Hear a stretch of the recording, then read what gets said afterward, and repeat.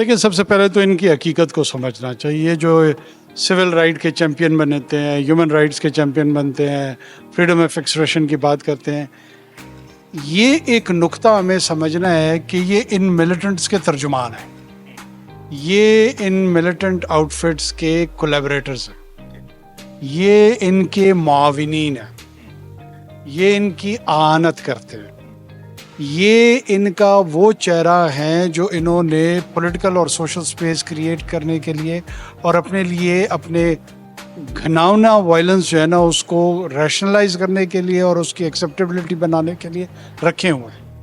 جب آپ ان کی حقیقت کو سمجھ جائیں گے تو ان کو ایکسپوز کرنا اور ان کے متعلق بات کرنا نسبتاً آسان ہو جاتا ہے. مجھے ایسا لگتا ہے کہ کوئی ریگولیٹری اتھارٹی بنانی ہوگی پرٹیکولرلی سوشل میڈیا اور ڈیجیٹل میڈیا میں, اور کوئی گورنمنٹ کی ایسی باڈی ہو جو جس میں ایک ڈیٹا اکٹھا ہو اور اس ڈیٹا کو وہ ویریفائی کر سکے اور سچ اور جھوٹ کا کوئی فلٹریشن پروسیس ہو.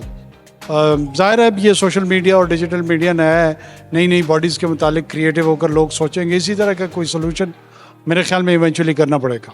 ایک بنیادی اصول ہے کہ فریڈم آف ایکسپریشن کی بنیاد پہ right to life and right to insult, کیا اس کا لائسنس دیا جا سکتا ہے؟ اگر ہاں میں جواب ہے تو کر لیتے ہیں, نہ میں ہے تو نہیں کر سکتے. رائٹ ٹو لائی ہے, جھوٹ بولنے کا حق ہے. رائٹ ٹو انسلٹ ہے, کیا اس کا لائسنس دیا جا سکتا ہے؟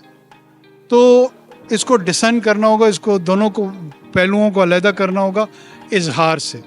ان دو کو چھوڑ کے جھوٹ اور تضلیل جو بھی بات ہے آپ اس کا اظہار مناسب طریقے سے کریں. آپ نے کسی پہ ریاست کے اداروں پہ بھی اگر آپ نے تنقید کرنی ہے ان دو پہلوؤں پہ نہیں کرنی, پہلوؤں سے نہیں کرنی, نہ اس کی تضلیل کرنی ہے نہ جھوٹ بولنا. سچ کی بنیاد پہ آپ ان کی کسی کارکردگی کے حوالے سے سوال اٹھانا چاہتے ہیں, کردار کے حوالے سے اٹھانا چاہتے ہیں, ایک ہیلدی ڈیبیٹ کرنا چاہتے ہیں, کس سے روکا ہے؟ لیکن جب آپ مجھے تضلیل کے ساتھ پکاریں گے تو اشتعال پیدا ہوگا, اشتعال پیدا ہوگا تو ڈس بیلنس ہوگا, پھر ساری چیزیں جو ہے نا وہ نہ فریڈم رہے گی نہ ایکسپریشن رہے گی. بہت ہی امپورٹنٹ ہے یہ. اور دیکھیں اکیڈیمیا جو ہے یا جتنی بھی فیکلٹی ہے وہ آپ کے اوپینین میکرز ہوتے ہیں, لیڈ لوگ ہوتے ہیں, رول ماڈلز ہوتے ہیں.